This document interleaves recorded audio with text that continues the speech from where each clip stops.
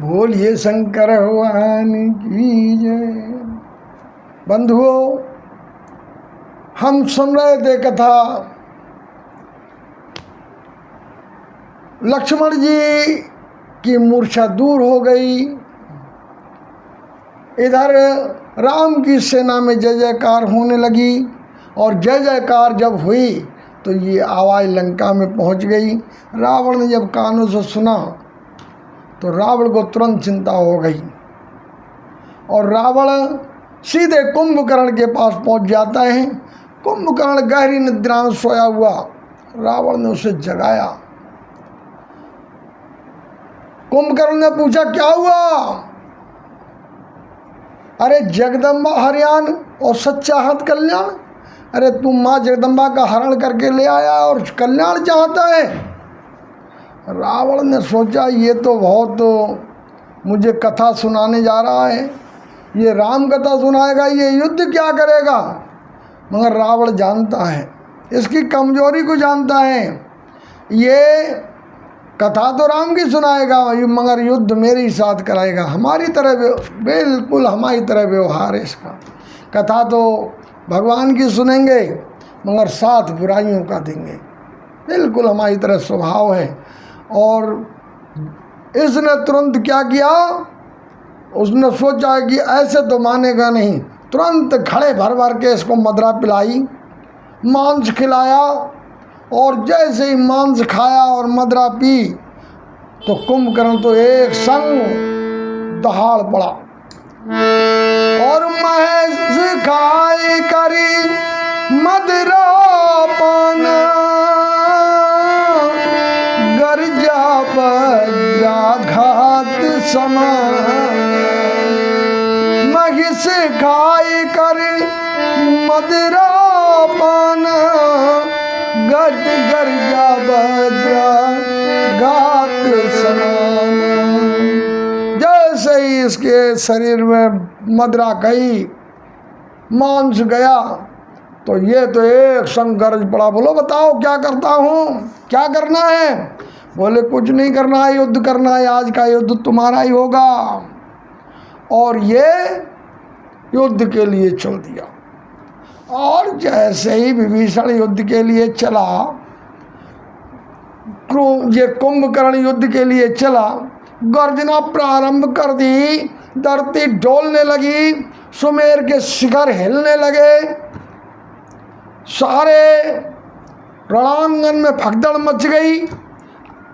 बंदर कहने लगे, अरे महाराज बड़ा भयंकर जीव आ गया है, बहुत बड़ा जंतु है, धरती हिल रही है। वह भगवान ने कहा, आज आप सब चिंता मत करो, आज का युद्ध मेरा होगा, मेरे युद्ध को देखिए।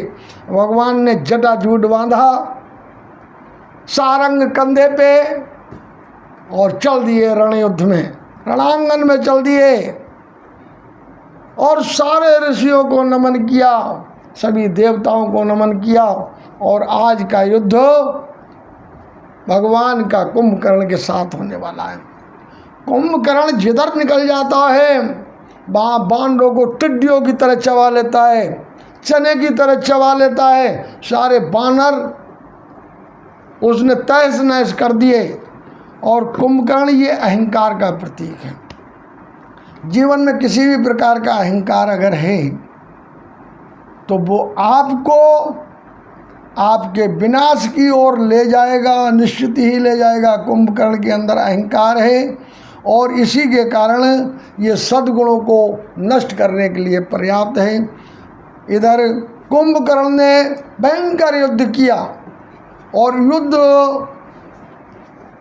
के समय ही जब देखा, देवता तो बहुत चकित हो गए, बेचैन हो गए। कुंभकर्ण ने हजारों रूप अपने बना लिए, ये तो मायावी था ना, हजारों रूप बना लिए। देवता घबरा गए कि एक कुंभकर्ण ने तो इतनी सेना को नष्ट कर दिया, हजारों आ गए, अब क्या होगा। भगवान ने कहा, धैर्य धारण करो, चिंता मत करो, अभी मैं आपको शुभ समाचार देने वाला हूँ। और भगवान ने जैसे ही अपना सारंग उठाया, उस पे अपना तीर चढ़ाया कुंभकर्ण के गर्दन में जाके तीर लगा, कुंभकर्ण धड़ाम से गिर गया और उसका सिर रावण के गोद में जाके गिरा। रावण ने देखा कुंभकर्ण मारा गया, विलाप करने लगा, हाहाकार करने लगा। मेघनाद आया, बोला पिताजी क्या धैर्यवान लोग ऐसे रोया करते हैं, आप तो बहुत धैर्यवान हैं, अब आप चिंता मत करो, कल का युद्ध मेरा होगा। इधर अगले दिन युद्ध की तैयारी, मेघनाद ने पूरी सेना को तैयार किया, रथ पे आरूढ़ हो गया। भगवान ने कहा लक्ष्मण आज युद्ध आपका होगा, आपको जाना है युद्ध में। इधर से लक्ष्मण, उधर से मेघनाद, दोनों वीर योद्धा हैं। और इधर उर्मिला का पातिव्रत्य धर्म, उधर सुलोचना का पातिव्रत्य धर्म, दो पतिव्रताओं के बीच युद्ध हो रहा है। बड़ा भयंकर युद्ध हुआ, सुबह से युद्ध होता रहा, कोई एक दूसरे से पीछे हटने को तैयार नहीं है, योद्धा एक से एक वीर हैं। आज लक्ष्मण जी बड़े सतर्क हैं और शाम का समय होने को आया, लक्ष्मण जी ने ऐसा बाण छोड़ा कि मेघनाद का सिर कटा और सुलोचना के पास जाके गिरा। सुलोचना समझ गई, धड़ रणांगन में गिर गया। सुलोचना समझ गई कि मेरे पति को कोई सामान्य नहीं मार सकता, सामान्य व्यक्ति के बस की बात क्या है, ये तो कोई विशेष ही पुरुष हैं। और इधर सुलोचना विलाप कर रही है। रावण को जैसे ही पता चला मेघनाद मारा गया, रावण तो एक संग गर्जने लगा, बोले अब नहीं छोड़ूंगा मैं राम को, कल को जाता हूँ। प्रातः काल हुआ और युद्ध की तैयारी के लिए रणांगन में सारी सेना पहुँच रही है। रावण मंदोदरी के पास गया, कहने लगा मैं आज युद्ध में जा रहा हूँ। इधर मंदोदरी ने थाल सजाया, पहले तो समझाया मगर नहीं माना, फिर भी थाल सजा के लाई। जैसे ही आरती करने के लिए थाल बढ़ाया तो थाल गिर गया नीचे। अब शकुन हो गया, सारे अब शकुन हो रहे हैं। मंदोदरी कह रही है महाराज आज ये सुहाग के अंतिम दर्शन कर लीजिए, ये सुहाग हो सकता है कल कोई शरीर पे धारण हुआ या नहीं हुआ, आपको नजर भर के देख लीजिए सुहाग के लिए। इधर रावण रणांगन में आ गया, युद्ध की तैयारी, दोनों योद्धा, इधर से राम उधर से रावण, दोनों का युद्ध प्रारंभ हो गया। सुबह से शाम होने जा रही है, कोई योद्धा किसी से खम खाने को तैयार नहीं है। इधर राम बाण छोड़ते हैं, 20 भुजा कट जाती हैं, 10 सिर कट जाते हैं, फिर से तैयार हो जाते हैं। राम उसको मारते मारते, बाणों को चलाते चलाते शाम होने जा रही है। विभीषण ने देखा, कहा प्रभु आप तो नंगे पैरों हैं, उसके पास इतना बड़ा रथ है। तो भगवान ने कहा चिंता मत करो, मेरे पास में भगवान, मेरे पास में देवताओं का, मेरे पास में माता पिता गुरुओं का आशीर्वाद है, मेरे पास मुझ पे संतों का आशीर्वाद है।